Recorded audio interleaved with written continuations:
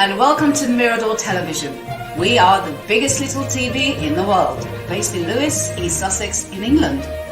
Our aim is to entertain and to spice things up a little.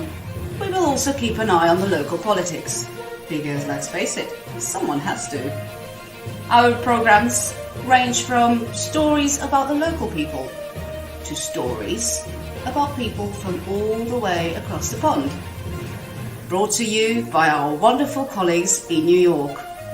So why not sit back, relax with your favourite cuppa, or maybe your favourite tipple, and enjoy. This is Mirador Television.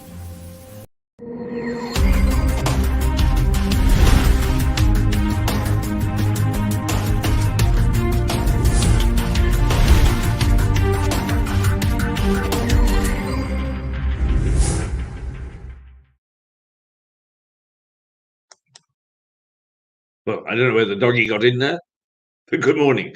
Keith Hayes with Mirador Television, morning hour of nonsense and rubbish and all sorts of things, but one or two, I think, important issues that we need to raise while we can have a chuckle along the way. It is Monday morning and everything goes wrong because we gave the equipment the day off yesterday. Not on Saturday. No, we were in here working hard on Saturday. Paul Fowle and I spent the day here and got a lot of important things done. I can't remember exactly what we did, but we got a lot of things done. So here I am, and he's taken today off in lieu. Naughty boy. They all leave me to carry on. But Paul will be around tomorrow with his usual incisive commentary, just to remind you that Paul is an ex-copper, but also an ex-banker. And I mean, if there are two worst things in this world that you can be as a copper and a banker, is we got the very worst, as indeed we always do on Mirador Television. But anyway, we are now ready to take a look at the news. And there are two things in the headlines this morning, which I think are important. One is that today the Court of Appeal starts to hear from the people who... Let me start again. Appearing at the Court of Appeal are the postmasters and mistresses of various village shops who were found to be embezzlers, and some even went to prison. Most lost their livelihood. In one case, a suicide. And it all turns out that it was the computer what done it. And if there's any message that I've been passing on about the computer is it doesn't get it always right. And I think that one of the things that we have to be very careful about in this world is that we've allowed the computer to take over. Now, wouldn't you think from this... Speak right? Soon. Life's about more than just paying the bills. It's about the people who matter. I believe that connection is important. It's nice to know you're not alone. But of course, there are still bills to pay. So when it's time to pay them, it's good to know I'm never far away from the folk who know me.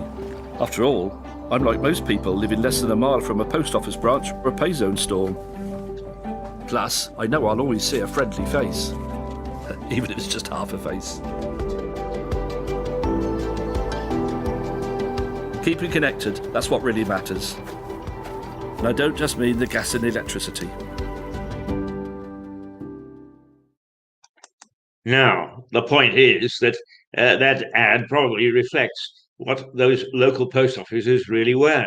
They were a place where villagers and people could go, and they would trust who was behind the till, who was behind the counter, because they were one of their own. They were the local village post office. And a computer deemed there was some money missing according to the computer files, and that it therefore is not the fault of the computer, it was the fault of the post office people. And hundreds up and down the country, the post office said had embezzled the money or had made serious errors, and a lot were turfed out of their living. And the village post office suddenly was under threat. That ad didn't mean anything anymore. The people in the village post office, where they still existed, couldn't be trusted. Well, they go to the Court of Appeal today because it looks as if and the post office have not made any, as I understand it, not made any admission of liability or apology. So it goes to the Court of Appeal clean, and these people were found to be embezzlers. Some went to prison and so on, and some heavily fined, some turfed out of their living, only because it was a computer glitch. And I have been saying for quite some time is, the banks are the worst. They are totally and utterly ruled by computers.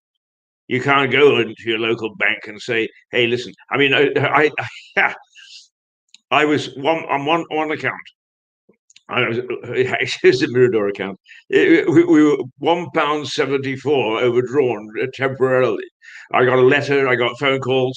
You're £1.74. You're going to be fined £12 if you leave this for more than another 4 days or 5 days, where he was. And there's a fine on top of that. And we'll have to do something for £1.74, for God's sake.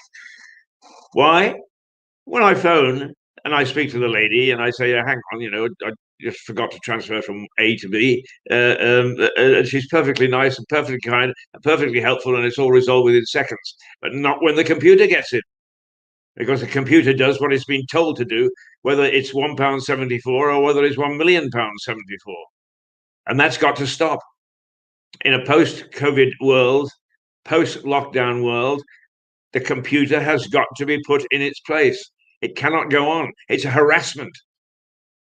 Now, the wonderful thing on behalf of the banks and the credit card companies and the accountants and, for that matter, local councils and so on and so forth, is the computer can't be sued.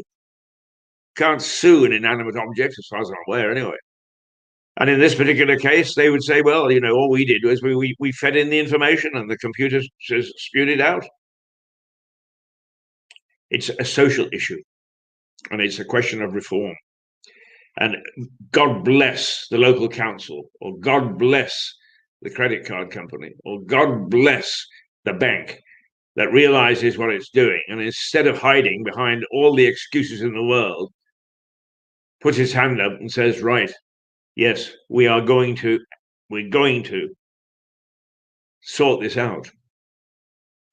I was defrauded of £1,500, but the bank insisted that the computer doesn't lie and that I had used it, even though all the evidence showed that it was somewhere in California with a website that was for kids shouting "hoo hooray" and all sorts of things to entertain the 14 and 15-year-olds.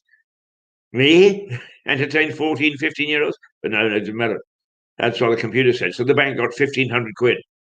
Yeah, help detect fraud. It happened again. And this time it was only for £76. Now, those are the things that have got to change. All right. Something else which needs reform, probably, and that is the way that the police handle things. Now, I'm not saying that always it is the police's fault, because as society, we've got to take some responsibility. The Bristol riots again on Saturday, with injuries and the police getting involved and fights and so on. And it all happened because we are on a tinderbox at the moment. Civil rights, gosh, if you step off the curb and somebody says, "Don't do that, you'll be knocked over," suddenly there's a riot because of civil rights. So civil society has got it wrong as well. But then the police wade in with truncheons and forcing people to go home, and police lines and so on and so forth. That also isn't the way to deal with it.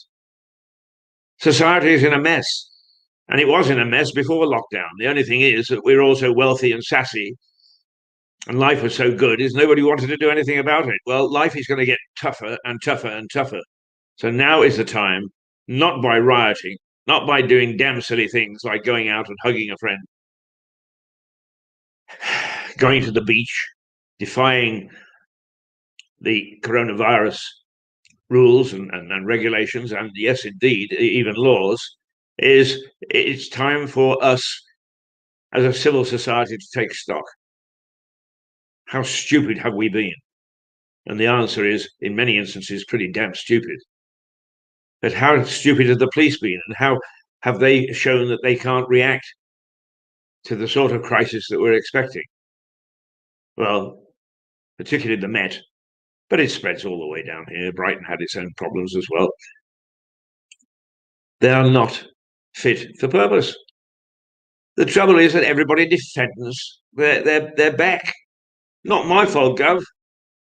We'll find somebody, some poor bugger who's cowering in the wings, gets the blame, as indeed the post office workers did, the post office owners of the small post office, village post offices.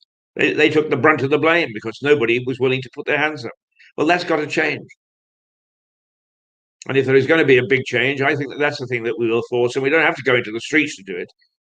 There are plenty of ways of doing that without invoking police lines and confrontation and so on.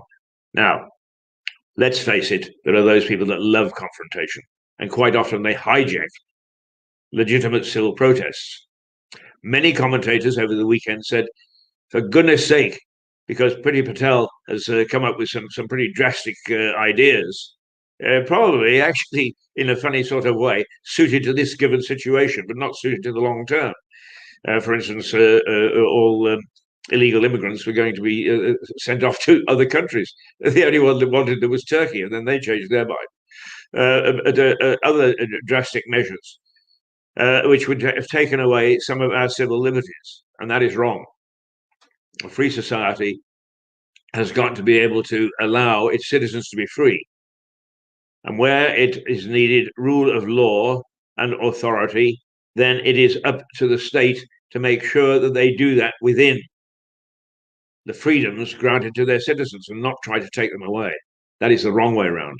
So there is an awful lot from Saturday night and Sunday morning and the Court of Appeal case for the post office workers that starts today. There's an awful lot to be looked at.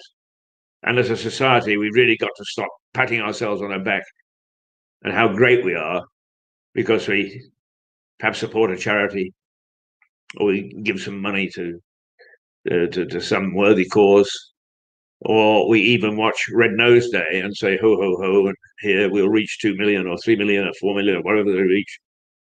They're all very worthy. I'm not knocking them, but they have been a palliative. We do that and we forget the real problems. And as for mental health, I keep on hearing about it, and having experienced it for 5 years, I know just where the warts are, where things are not right. But does anybody admit to them? No, not in the least. I spoke to one poor copper and he said, it all comes down to us. If somebody has to be sectioned, we have to do it, and we're ill-equipped for it.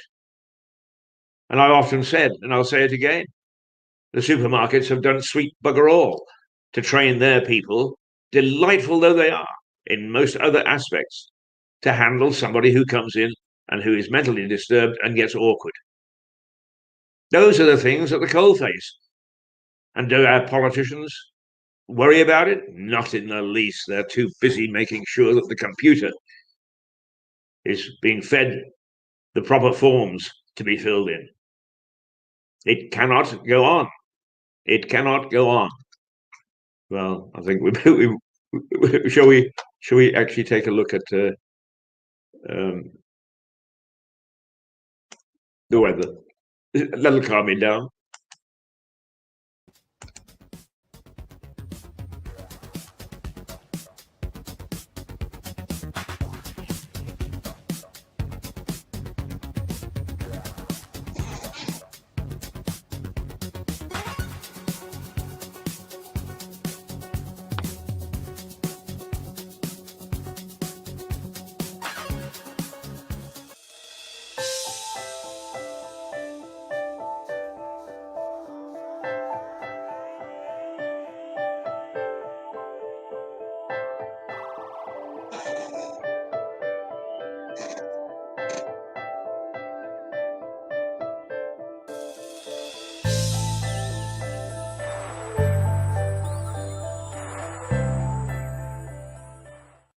When you see me with an umbrella, it's raining.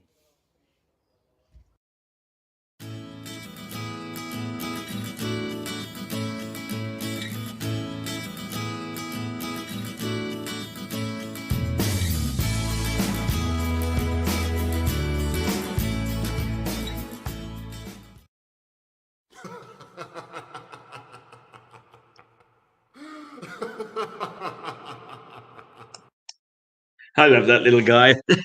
Some people say it's a cackle. I think that it's just a laugh in which he's thoroughly enjoying whatever's gone before and saying, what rubbish, what nonsense. Anyway, that's the weather. That's what the experts say. At the moment, if I look out my trusty window, first of all, yes, the breeze is light. There is virtually no movement of the tree this morning. The birds are sitting there quite happily, not being shaken from the branches by the wind. And there is cloud cover, although it is going to ease throughout the day, as we're told, and it will be still a little bit cloudy, but there will be sunny spells. So there you are. That's from the experts, and here is from my trusty, reliable tree across the way. And boy, does it tell a story. I think that the weatherman could do with taking a look at my tree. It's very, very accurate. Right, okay, those are two things. One thing that we talked about what Priti Patel might do with illegal immigrants, and I think it was in Dover. There was another incident on the weekend where I think it was a Turkish driver of a heavy goods vehicle. They found people in the back in very poor conditions, and of course there was has been the case recently of the driver who actually, to all intents and purposes, murdered. I think it's manslaughter. He's been charged with a group of immigrants because he didn't want to be found, caught, so he allowed them to stay in invariably hot conditions, and some of them died. So it is a serious issue, and it does need to be looked at. Is the answer to send them back to either where they came from? Well, that's not a bad one, actually. It is a bit difficult because there they probably leave, and the country that they leave from says, good riddance, thank God, they've gone to the UK. We get them in the UK and we say, no, you've got to go back to the country that you came from. But the country goes, not likely.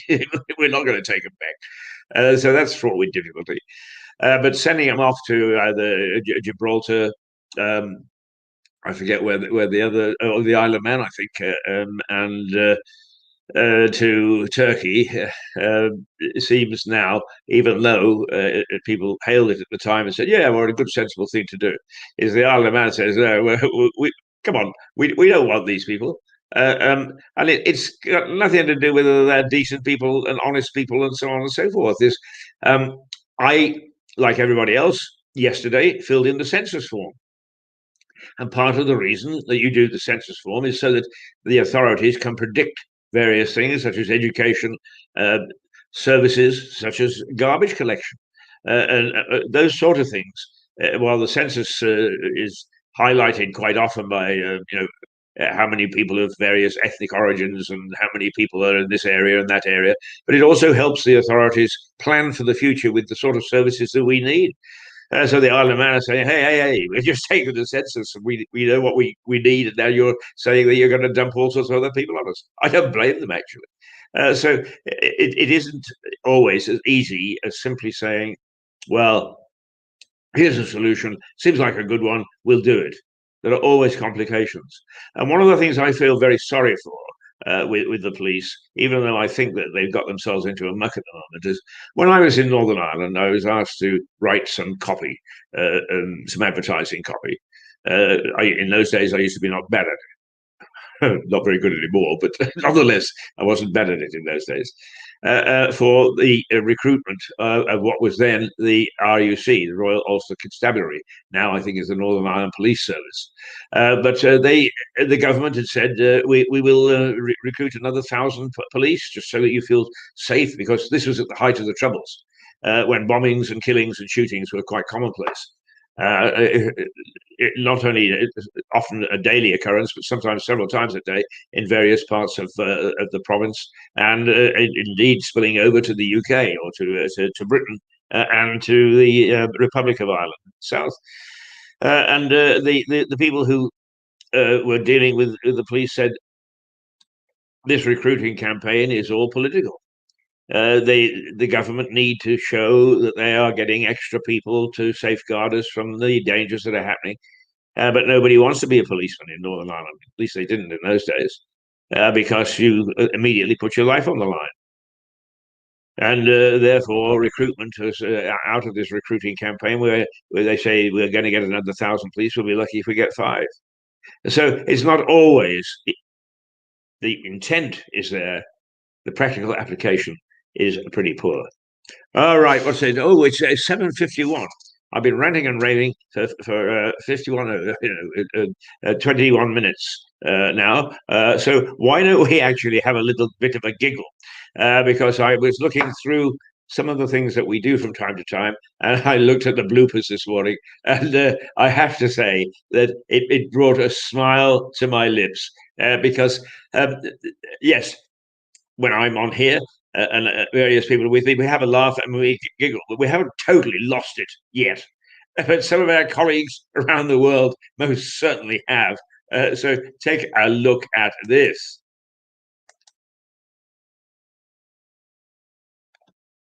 Clive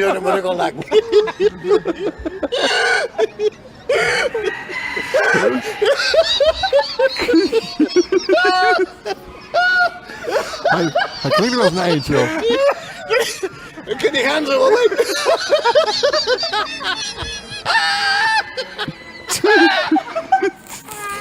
Come out the front with me.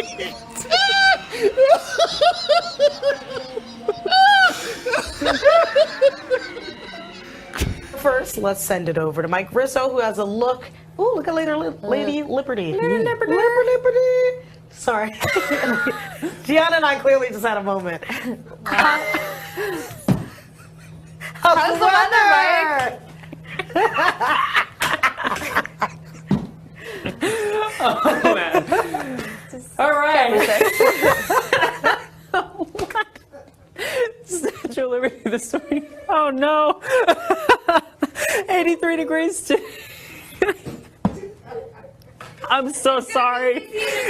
67 in Bedford Park. We're gonna see the temperatures in the upper 60s this morning. A sticky situation at an airport in Tennessee after baggage was sprayed with raw sewage. Sprayed? I know. Well, Soil is one of those words. There's just no way to say it. It just sounds like chunky moisture. Oh. it's the two words you hate. Yeah. Corn? How'd that get on my bag? Okay, too far. Oh my gosh. Here's the deal. Just wait. This just it. We're on TV. There are people watching. We're not in a private area. Just FYI. Oh my gosh. Well, more bodily functions in the news this morning. The next time you pass gas, make sure no police are around. A man in West Virginia faces assault charges after police say he passed gas and vanished the officer. Wayne, don't laugh. After the man was already arrested for DUI, according to police reports of St. Cruz. I can't even get through this. He passed the gas so loudly the officer said it was, quote, very odorous and created contact of an insulting or provoking nature. Mr. Anchorman. See, that wasn't even right. To put that story in there was wrong. That was wrong, man. I didn't see it when I was looking through the script. He stuck that in there. Very odorous. Well, you see, sometimes there are things which, once it strikes the funny bone, it strikes the funny bone, and there you are, giggle, giggle, giggle, and it gets out of control. You can't stop it. It's happened to us all. Hopefully, it doesn't happen while you're actually on the air. But with those poor people, at least it raised a chuckle with me, and I hope it raises a chuckle with you when you see that. Our wonderful Gary Poynton is watching again this morning. Very faithful listener. Lovely guy, Gary. Very nice chap indeed. And he's very faithful to this program. And we really, Gary, it's good of you to get up at such a ridiculous hour. Although I believe that you do work overnight sometimes, so it's coming home. But anyway, I know that you do tell people about us, and you don't live locally. You live in London. So the more we can spread the word, the better. So welcome to another viewing, and I hope that last little clip gave you a bit of a smile, as well as it did me. Right, okay, where do we go from here?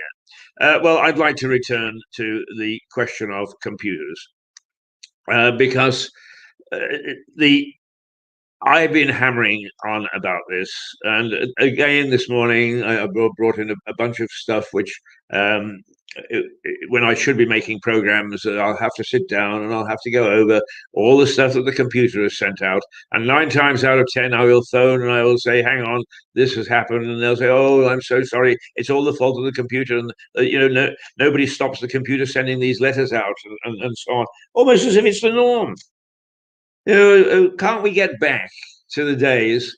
I mean, the answer is no, but we've got to find an alternative to what's going on at the moment. But I would go in and I would see the bank manager, and he was a nice chap, and I got to know him because I was part of the community, and so was he.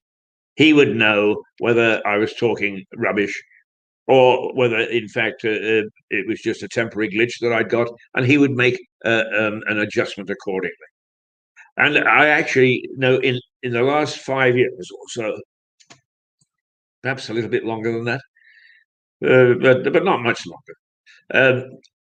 Yeah, I think actually it was towards my wife died in 2013, and I know that she came to the bank with me on one occasion. So, but just from 2013 to about 2015 or so, a number of really first class people left the bank because the sort of thing that they've been trained for and the sort of thing that they've been used to, and that is dealing with people like me and making sure there was some assistance and some help, were disappearing. If you go into the bank now, what they do is they sit down and they tap in the details into the computer, and then they send it off somewhere. And a computer decides whether you can have an overdraft, whether you have a loan, whether you can get a percentage rate on your savings or whatever. It's rubbish. It's nonsense, and it's got to stop. And if the banks won't take the initiative themselves, they are going to rue the day, because there are a number, I'm not sure whether this is a good thing or not a bad thing, but the fact is that they are under attack from online bankers. There are now some online banking things, and I get an invitation 2 or 3 times a week from various organizations. If I go and bank with them now, I can have all sorts of benefits, move away from the traditional bankers. So banking is under threat, and that will indeed start reform. But there's no reason why the bankers can't do it themselves. And that also goes for the local councils. I can only pick on our local council because they're here and I know what they're doing. But as far as the computer is concerned, is try to be 1 day late on your council tax. Wham! Threatening letter. Try to get some money out of them. People are working from home and it's not easy to do. I mean, the last time I had a real run-in, it was about 3 years ago. And eventually I found a very nice lady in the finance department who understood what was going on. And she actually went down and insisted that the system was changed. There are very few of those people left. But it was just a support to somebody who is mentally distressed. My God, you'd think that you were pulling hen's teeth. You'd think it was their money. And it's not, it's our money. That's the thing that really starts to bother me, is we get to the point where we don't. I'm just checking because I thought there might be somebody else who joined Gary, but no, at least not that I'm aware. It is our money and they are the guardians of it. And if they misspend it, then they are culpable, not us, they. And I used to play a game. I used to insist, when they threatened me with the magistrate's court, I insist that we didn't back off. We went down to the magistrate's court, and I would turn up, and the court clerk would come along and say, "Oh, I don't see this on the list." And suddenly somebody from the council would appear, and we would have a very nice chat. They were very nice people, and they would look and they would say, "Yeah, we see the argument. Do you mind if we don't go into court?" The reason being is they don't want the dirty linen hung out on the public line. But why leave it till all the nonsense about who pays the court costs and so on and so forth? Why leave it to that stage? Why not have a layer of people who are there to help, who are there to try and assist us? Because if it exists, it sure as hell hasn't come across my radar. And I am so stubborn and ornery and a curmudgeon. I'm always fighting with the council, always. And what I find is individually, I come across some very, very nice people. But as an organization, it is lousy. It's awful. And that's from the political stream down to the person on the front desk. The ladies normally on the front desk, when in pre-COVID times, when you could go in and you could actually, they were very, very helpful. Very helpful. But they only knew what they knew. And on one occasion, I sat with a lady and I pointed out that on a form, that I couldn't answer it because it didn't allow for the situation. And she agreed, and she said, "Okay, why don't you actually write? Here's a department." And she gave me the name and so on. Write and explain the situation, which I did, and it went right back into the circuit. So eventually, we ended up with we're going to take you to court, and this time I went to hell with it. Yeah, I like that courtroom. Anyway, they're nice people down there. So they're very courteous. So back we went, and down they came. And could we possibly not go in front of the magistrates? Yeah, okay, let's make it. They never lived to the deal. The fact of the matter is that the systems are inflexible because they're going through computers, and a computer will only do what it's told. It doesn't have a mind of its own. Oh, ho, ho. I thought that there was a news story a little while ago. And I say a little while ago, I'm only talking weeks, I'm not talking years, where scientists managed to get two computers to talk to one another, almost artificial intelligence brought to the surface. The thing is that the computers realized that the scientists were listening in. So what they did was they invented a language that only they could understand. And the scientists had absolutely no idea what the computers were saying. Now, I mean, that's dangerous stuff. And it really is dangerous stuff. We don't hear enough about that. So let's be careful that we use computers to assist us in serving society, not that they can do the job for us, because they can't. And secondly, not to rely upon them in that sense, because they're unreliable. I don't know whether anybody I think that there's a science fiction writer in the it would be yes, the 1950s, because I was still at school when I first read The Day of the Triffids. And the movie of that book still circulates, and it's a horror movie from outer space. But basically, some alien plants come to Britain, and because of they produce oil, so we reproduce them, and so on and so forth. And then a crisis happens, so these things get out of control. And instead of us monitoring them and making them serve us, if you like, by giving us oil, they go on the rampage. And boy, are they determined to take over, and mankind must not get in the way. Okay, one can say we get silly nonsense things, but quite seriously, I've had two very, very knowledgeable people, very intelligent people, and people who are aware and have great experience pointing out that the conditions prevail in Britain at the moment, the economic conditions and the political conditions and the civil conditions are very similar to those of the Weimar Republic in the 1930s. And most people say, these people seriously say, if we're not careful, if we don't handle this situation very carefully, and hopefully we've got a team in Westminster that do handle things carefully, and I think there's some doubt about that, but is that we won't go the same way as Germany did in the 1930s. But I mean, a story again the other day. Where are we, by the way? Oh, it's 6 minutes past 8. Goodness gracious me. 6 minutes past 8. I'll just finish this then.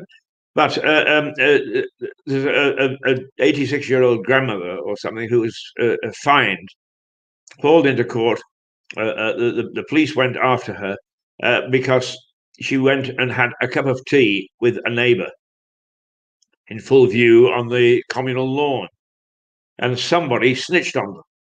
Now, if we're going to get to the Blockführer method of saying to the police, hey, guess what's going on in my road, then it is time to call a halt. Because if we're going to have snitch society, okay, informants over major crime are important, an important part of the police process. I totally understand that. But snitching on your neighbor, peering out through, what we used to call the old busybody, peering out and seeing what they're doing and then calling the police and say, hey, guess what? They're having a cup of coffee together and the police actually reacting. Wow. Now that is dangerous. That is a dangerous society. And if you disagree, phone me. Come on this program. Tell me that I'm full of hot air. But it sure as hell frightens me when we get to that point, and we really have to put up with people peering through windows and telling the police, guess what they did? Okay. I'd better give you the weather, I think, and then the news headlines. Let's go for the weather first of all, shall we? Yeah.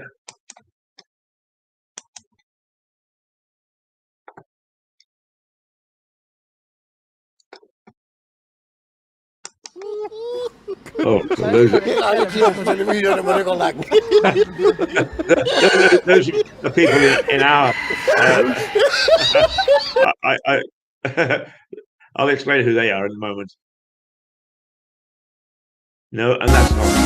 No, we really got it wrong here. There we go. There we go.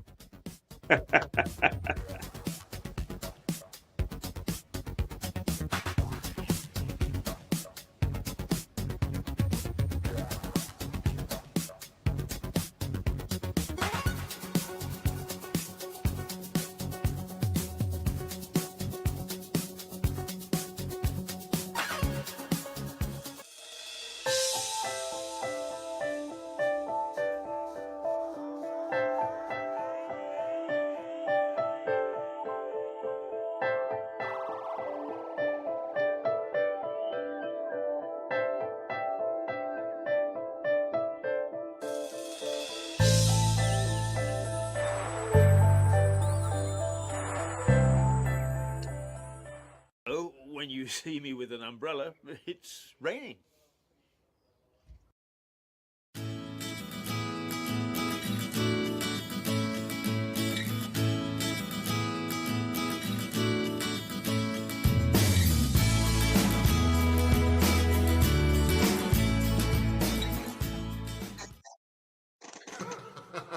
Oh, there's the funny little man. Listen. Okay. Now, the news headlines is that the Prime Minister is going to phone EU leaders to have a chat about this export ban on vaccine because they've whipped up the AstraZeneca fear of blood clots. Well, I tell you, AstraZeneca may do funny things to people because I had the AstraZeneca thing and it's done funny things to me in as much as I don't recognize myself sometimes in some of the damn silly things I'm doing during lockdown. But blood clots, certainly it hasn't affected me, and I'm one of what, a million or so. And the cases that have been are in the you can count on the fingers of two hands. So why we should even have to have this summit of the leaders to discuss it, I have no idea. None whatsoever. Anyway, Boris is going to talk to the other EU leaders and say, this ban is only adding to the discomfort and the fears of our citizens. And he's quite right. Oh, the fragility of civil society and the fragility of our police came again. And this is about the fourth instance in Bristol this time, where there were riots on Saturday night. The police got involved. And of course, they had to be heavy-handed. And so now they are being criticized for how they handle the thing. But the fact of the matter is that civil rights activists should realize that this is not the time to bring people together and spread the virus. And already there are one or two people now casting doubts and saying that Boris's timeline for lifting the restrictions is under threat because of the way that COVID is behaving. Is that our strains that are managing to get around some of our defences, and they will cast some doubt on whether, in fact, we should be allowed to go back and kiss and hug and have a picnics and so on. I sincerely hope not. But those people who are triggering, and we're Tinder. We're ready to spark a light at the slightest suggestion that we are being put upon. And I indeed am a bit concerned about, along with a lot of other people, that the House of Commons, that our government is playing a bit fast and loose with our freedoms. So there's nobody that is blameless. The police for their heavy-handed approach, the civil rights leaders or activists who pull people together when they shouldn't, and the House of Commons, which doesn't seem to understand that the liberty and freedoms that are hard won, starting, I may say, in 1264, at the Battle of Lewes, right down the road from where I'm sitting, the Battle of Lewes, which was deemed by almost every historical expert to be the first little flame of democracy as we know it today. It wasn't. Didn't sort of sweep in, but it was a start. And from that, we have a democratic process, constitutional monarchy, of which I think we should be proud. But the moment people start to tamper with it and start to take away our freedoms, that is the time for us to actually say, stop. But to say stop by creating a riot and therefore bringing in the police is, what is the answer? Well, much is made of social media. Social media is supposed to drive all sorts of things. So perhaps that should be used as a starting point. I mean, it is so effective, in fact, that in many Middle East countries, the dissidents marshal their troops through mobile phones and the use of computer software and apps. And the authorities try hard to play the opposite role, to stop them. Well, that's the sort of game which I would prefer not to see here in this country. And liberties stopped because of it. But we've all got our role to play. We've all got to be responsible. And there's too much finger pointing at the moment. It's their fault. Nothing to do with us, Gov. Well, some thinking needs to be done, I think. What a wonderful Monday morning I'm having. It's 14 minutes past 8. I've been on for 3/4 of an hour. And I've really had a moan here and a moan there. And get off the pot. Oh, dear. Well, I would tell you what. Let's find out what other people are doing in the rest of the world. What are people watching on computers? Here are the most watched things in March.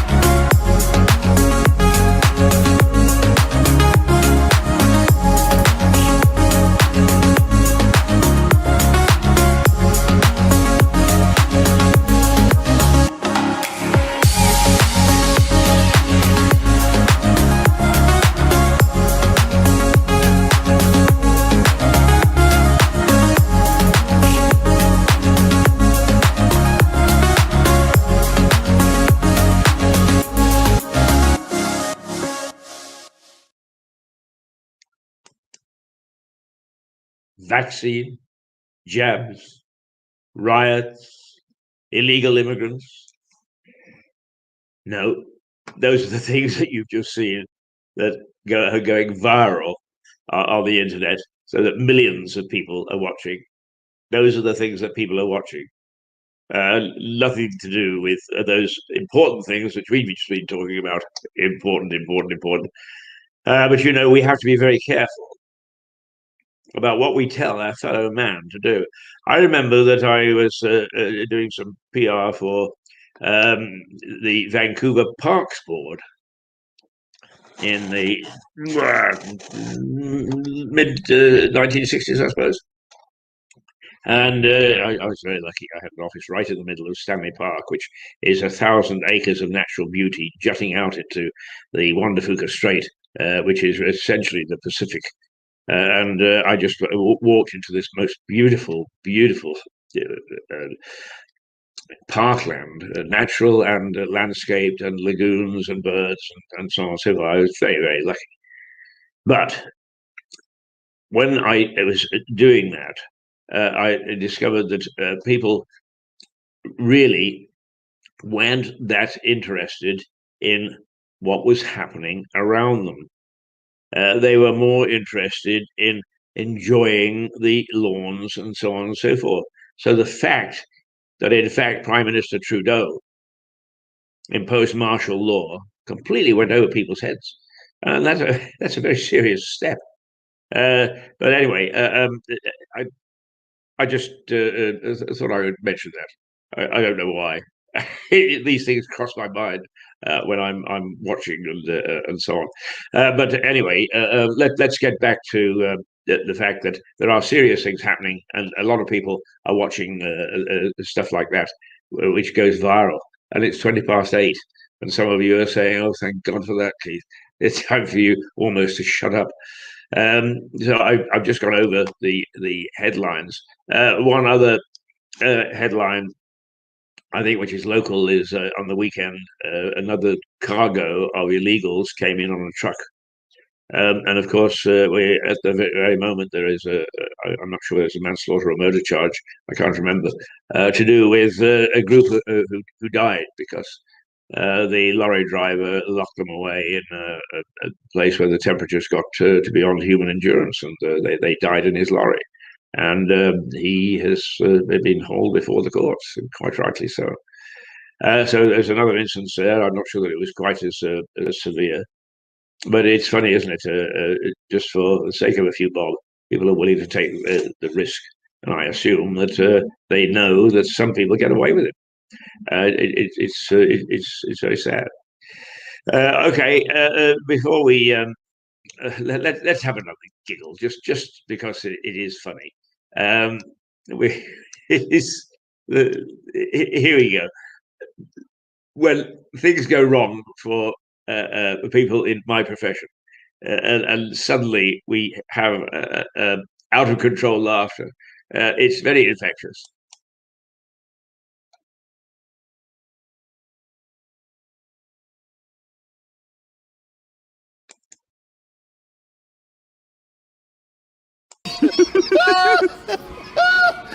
I think it was an angel. Can you handle it?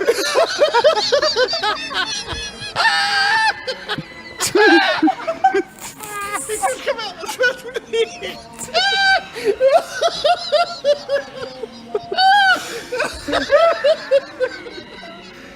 First, let's send it over to Mike Rizzo, who has a look. Ooh, look at Lady Liberty. Liberty. Sorry. Gianna and I clearly just had a moment. How's the weather, Mike? Oh, man. All right. What? Statue of Liberty this week. Oh, no. 83 degrees today.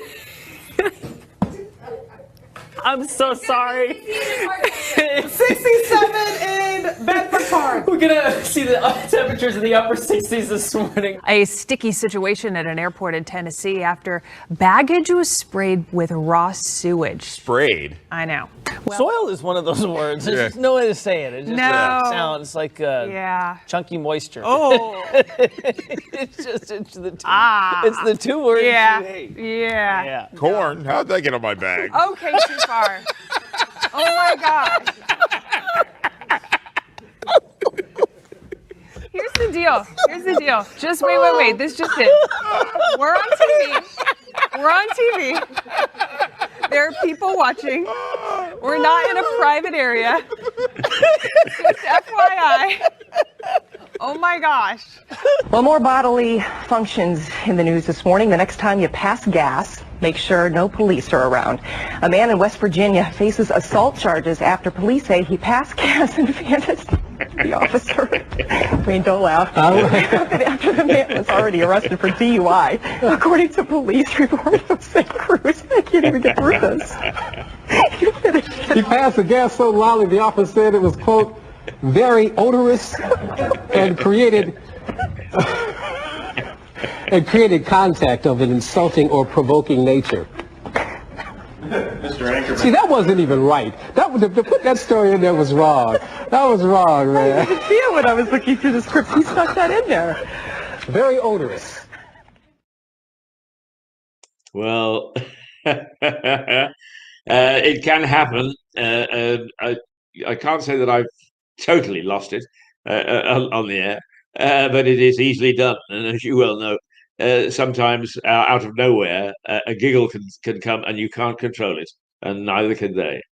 It is now 24 minutes past, and what we haven't done this morning is we haven't told the world who we are. And I think that it's time that we just did that because it is important. Against all the odds, we are still here. We have had a very, very bad third lockdown at Mirador Television. A lot of our services have had to be put aside. Program creation. We are beginning to see the light. And we think that with a bit of government support, which is around the corner, we will get through it. But who are we and why are we? Well, here is what Mirador is all about.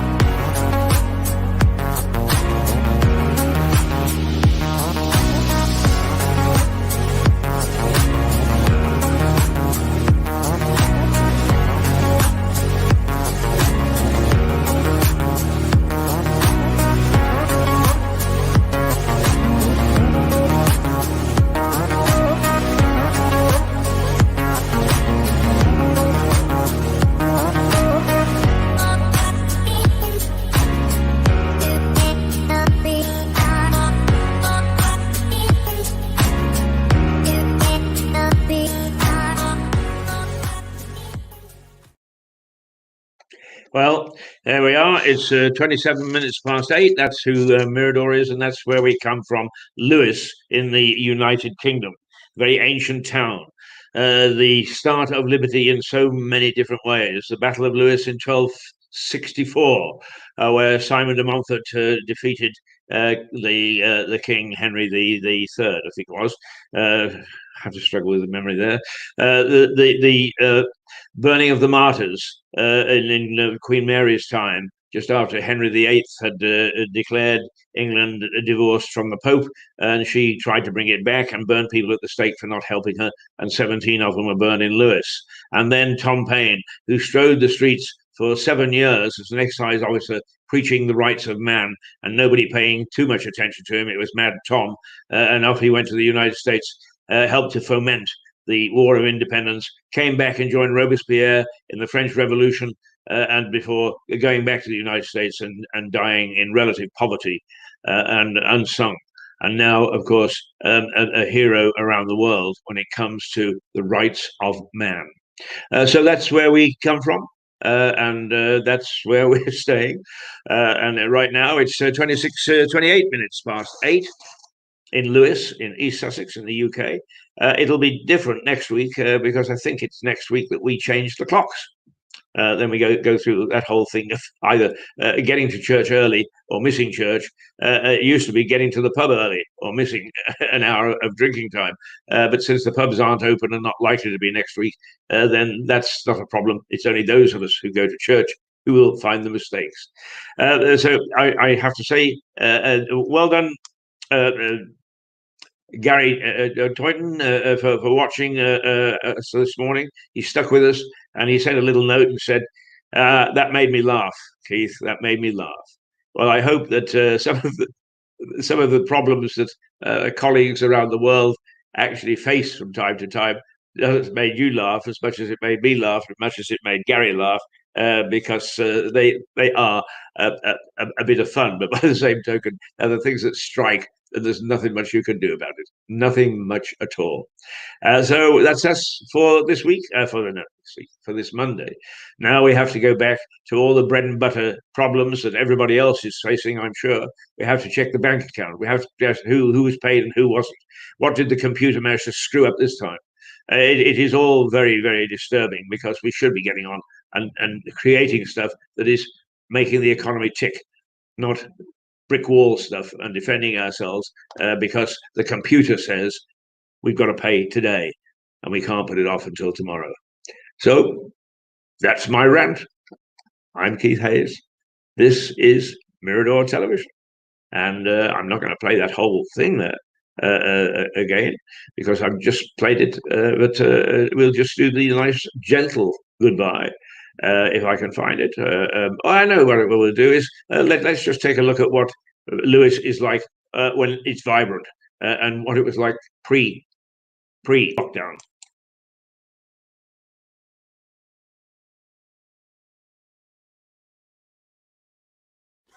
Ha ha ha ha ha!